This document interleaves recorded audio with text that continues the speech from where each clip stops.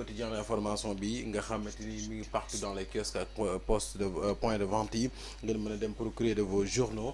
am toutes les informations réelles et également fiables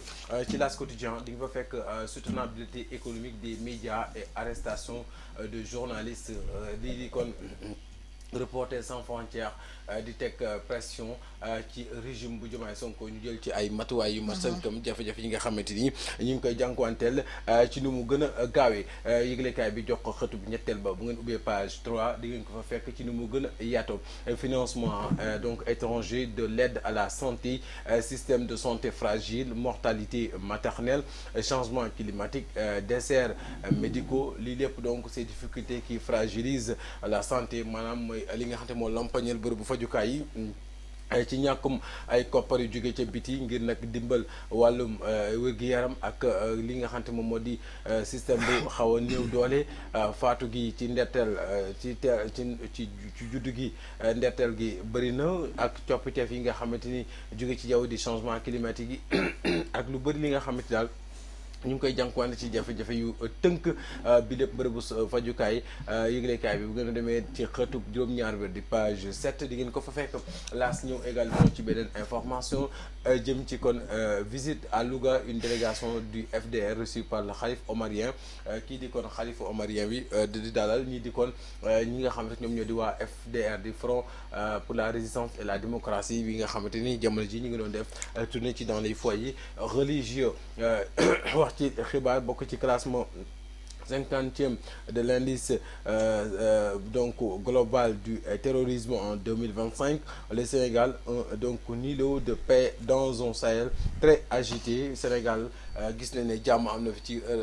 Sahel goo xamante gis nañ ne bëri na ay jax-jax ab classement bu ñu fësal nag ci indice global bu terrorisme ci 2025 entre le Sénégal la Côte d'Ivoire ak l'AES franc CFA le coût final mu mel ne jamono ji kon ñii di Sénégal ak Côte d'Ivoire ak l'AES fi mu nekk nii daal tool yi mooy franc CFA bi nga xamante bëgg nañoo rek bu doon sëy ñu ne ab tas divorce la ñuy gën a jege CAN U17 Sénégal ak Somalie 2.0 2-0 les Lionceaux donc ngeen baal ma les Lionceaux donc valident leur ticket pour les quarts et le mondial mu nekk loo xamante ni kon yëglekaay bi xëy na ko xam ne ci xëtam mu njëkk ci diggante Sénégal ak Somalie kon mu mel ne CAN U17 Sénégal Somalie 2-0 muy lu am solo ci match bi nga xam ne doon na am démb ñu jóge ci L'As yéenekaay daal di tàbb ci beneen xët bokk ci l'info yéenekaay di ñaari doomi ndey journal yi di l'info ak L'As pacte de stabilité sociale les acteurs jettent les bases mi ngi noonu kon le Sénégal en pleine dynamique de transformation a jeté les bases de profondes réformes économiques dont le succès nécessite une mobilisation des forces vives de la nation, y compris membres du secteur privé et les forces syndicales. La mise en place d'un pacte de stabilité sociale apparaît indispensable pour garantir un climat social apaisé, propice à l'investissement et à l'innovation et consolider les actifs sociaux. Le pacte de 2014 avait des insuffisances, notamment l'absence de mécanismes de contrôle et de suivi, autant de questions qui font que nous sommes obligés de redéfinir un nouveau pacte. Donc les syndicats réclament la satisfaction à la plateforme revendicative minimale et l'application des mesures et recommandations déjà consignées. Le patronat donc veut des réponses sur la dette intérieure, les subventions, le climat des affaires. Mu mel ne kon daal les acteurs fi mu nekk nii jeté nañ base yi ngir pacte de stabilité sociale ngir ak dal am ci climat social bi nekk en ébullition ngir nag jàmmoo am ci këru liggéeykaay yi ak càmm ji état bi ak mboolem bànqaas yi ngànk biir bu Sénégal loolu yëglekaay bi xëy na ko fësal ci xëta bu njëkk ci jamono jooju xam sax visite à Dakar patron bu FMI ci dëndu Afrique kon ñëw na ak Diomaye dalal ko Diba ak kii di Sarr nga xamante ni moo di Abdourahmane Sarr di jëwriñ yooyee seq wàllum plan coopération ak wàllum lii di finance di koppar réew bu Sénégal yëglekaay bi l'info bu ñu ci jógee dañuy tabbi ci beneen xëtu yëglekaay ci xëta bu njëkk ginnaaw l'info ñu tabbi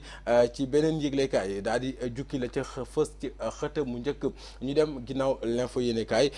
tàbbi ci donc beneen yëglekaay ñu dem sama réalisateur ginnaaw l'info yéenekaay ñu dem ci beneen yëglekaay mu mel ne kon machine bi daa ndekkeegul ñu tàbbi ci beneen yëglekaay ginnaaw l'info yéenekaay ñu dem ci les échos wax ci cautionnement effectué en règle avec la loi jurisprudence Mohamed El Mokhtar. Qu'est-ce qui retient Tahirou Sarr en prison? Pour les deux affaires, Tahirou Sarr a cautionné beaucoup plus que ce dont il est accusé. Il a cautionné en numéraire et en nature conformément à l'article 140 du Code de procédure pénale. Les cautions sont versées sur autorisation du juge d'instruction. Les ordonnances de cautionnement disponibles. L'agent judiciaire de l'État d'accord à toutes les étapes de la procédure. mu mel ne kon fi mu nekk ni daal li laaj bi mooy lan moo dese kon lan moo tax Tahirou Sarr des ci kaso bi ginnaaw ba moom sax li mu teg ci caution ëpp na foofu li nga xam ne moom lañ koy tuumaal jamono ji nag bu dee ci wàllum loo xam ne ci koppar la wala bokk lu ñuy wala mën a tënk sax ci kayit jàppal ne ci expertise jàppal ne toll na ci 140 toll na ci bokk koppar yu weesu duñ ko doon xaaree dëppook article 140 bu code de procédure pénale moo ne kon les cautions versées sur autorisation du juge d'instruction. Ordonnance de cautionnement disponible na agent judiciaire de l'état bi nangu woon état bi yooyu yëpp ñu topp kon lan moo tax ba tey jilee jant bi tiim kii nga xam te tiimagul gisagul jant bi moom Tahirou Sarr mi ñu làq jant bi jamono jilee ca ndungu siin mu nekk loo xamante ni yëglikaay bi des échos xëy na ci def ab gëstu yaatu ginnaaw les échos yéen kaay Sud Quotidien ne no cumul de fonction de président de la République ak lii di chef de parti Diomaye allège le dialogue politique kon daal oyofal na dialogue politique bi ndax moom bu jiitee dialogue boo xamante ni daanaka nekkul njiitalu parti waaye njiitalu président de la République la ndax nag loolee amul cumul bu ci am ñu jàpp ne kon oyofal na lool bi dee dialogue politique bi nga xamante ni ci weeru mai bi sax bëgg nañ ko wootee ngir waxtaane ak toutes les forces vives de la nation ñu jóge ci Sud Quotidien tab ci l'Observateur fekk fafar ba remet 44,8 milliards sur table 22 titres fonciers récemment expertisés ont été déposés hier lundi sur la table du juge d'instruction Idrissa Diarra. Ces biens immobiliers répartis entre Dakar, Thiès, Mbour et Rufisque sont estimés à 43,802 milliards de francs CFA. À cette garantie immobilière, Farba Ngom a ajouté un montant de 1 milliard de francs CFA en numéraire, portant la valeur totale de l'offre de cautionnement à 44,802 milliards de francs CFA. mu mel ne kon ñaar fukk ak ñaar ci titre foncier yoo xamante ni yàggul bokkoon nañ ci li ñu liggéeyoon ci wàllum expertise ci kon nit ki démb teg nañ ko table juge d'instruction bi di sa jara ca bien yooyu sax ñu ngi ko jëlee ci diggante Dakar Thiès Mbour ak Tëngéej ñu xayma ko ci daanaka 43,802 milliards loolu nag garantie boobee Farba Ngom nag yokkaat na ci benn milliard ci koppar mu nekk loo xamante ni valeur bi bu ñu koy xool lépp dajale ko toll na ci 44,802 milliards ci caution. Avocat yu maire bu Agnam nag espérer kon une nouvelle tentative de le troisième depuis son ngeen baal ma son incarcération le 27 février permettra enfin d'obtenir une liberté provisoire. am nañ yaakaar daal am bàyyi néggandiku ci lu ñu mel. Jamra di menacer Mia Guissé les possibles poursuites pour pornographie verbale. Alerte de Mame Makhtar Gueye mi nga xam ne mi ngi dal ci kaw Mia Guissé mi nga xam ne bu may tudd dañ ko porter plainte ak topp ndax nag ay kàddu yoo xamante ni daanaka mën nañ ko méngale wàllum pornographie ñu daal di tëpp l'Observateur jóge ci dem ci beneen yëglekaay Vox Populi ne Mbacke yu fay daal moom jébbal na ñaari milliards du toll ak fan fukk ak ñetti millions Serigne Mouhamadul Mountakha Bachir al Khalifatul am li taay Fatul Mouridiya ngir addiyam la ko jébbal moom di le représentant du khalife général des Mourides fii ci Ndakaaru. Serigne Mountakha lui exprime sa totale satisfaction sa ma diggante ak Serigne Mbacke yu moom sama xol sedd na ci loolee di kàddu yu sang bi Mbacke ci jamono joojee tension économique ak financement d'après rapport de l'IGF ak de la Cour des comptes, les faux chiffres, le FMI disponible pour aider le Sénégal à sortir de l'ornière dans les mois à venir. Kon weer yi ñuy dëgmal am nañu yaakaar FMI génne Sénégal ci guuta gi mu nekk ak jafe-jafe tolof fi koom-koom bokk ci li nga xamante moom a soxal suspension du programme des bourses de sécurité familiale fait perdre à la poste près de 600 millions de francs CFA en commission su kon Souleymane Ciss bu poste au président Diomaye la wax lu ni mel kon nañu ajandeegun bourse familiale bi tax na daal poste ñàkk na juróom-benn téeméeri millions. Meïssa Babou économiste la sur l'aventure d'une rencontre entre le FMI ak l'APR, chercher à discuter avec des gens qui ont fait ces dérapages là serait une première. mu ne gulet muy am waa FMI naan dañuy toog ak waa APR ci ñoo xamante daal dañoo def ay dérapages loolu dana nekk gulet. En tout cas peut-être que le FMI a quelque chose à se reprocher. Ils étaient là donc présents. Regardez, ils voyaient comme avec les fonds Covid également. Si j'étais l'État du Sénégal, cette réunion ne se donc tiendrait jamais au Sénégal. nee na bu doon bàyyi état bu Sénégal bi lépp réunion duñ ko tenir ndax nag ñoom ñi ngi foon ci jamono yi nga xam nag mbir yi ñi ngi am te waxuñ ci yéen ci yàbbi. Il faut régler le décalage entre la légitimité et la légalité. Alioune Tine sur donc le duo Diomaye Sonko nee na nag daal nañu rek régler li nga xamante moom moo di nañu indi rek maanaam soriliante wàllum légitimité ak légalité ndax nag ñaam ñor niro du benn. ñu jóge ci yëglekaay boobee tàbbi ci ginnaaw Vox Populi. L'enquête, le maquillage d'un fiasco campagne arachidière, reprise des exportations. mu mel ne kon fi mu nekk daal am na ab fiasco bu ci am ci wàllum campagne arachidière bi di njënd ak njaayam gerte mi dernière la reprise des exportations. Les paysans dénoncent une tentative de masquer l'échec de la Sonacos ginnaaw bi nga xam daal dañuy dooraat njaay bi ca bitim ndax ay fan yii dañ ko gelé woon. ñii di baykat yi nag ñi ngi ñaalu ak yootalu ko daanaka nëbbu lajj gi nga xamante Sonacos lajj na ko ci mbir mi la Sonacos loin de ses objectifs d'achat. Les producteurs abandonnés à leur sort. kon ñii di producteurs yi dañ leen bàyyi seen ëllëgu bopp. Sonacos nag daanaka soreeg lool lañ doon xaar ci mbébétam di ay objectifs am. Avis d'un expert, la Sonacos n'a pas l'outil industriel pour triturer, travailler et donc transformer les tonnes dont elle disposait. mu nekkoon Sonacos amul jumtuwaay yu dëppoo wàllum industrie yu ko mën a may daal mu liggéey ci wàllum coppandi yooyu les gerte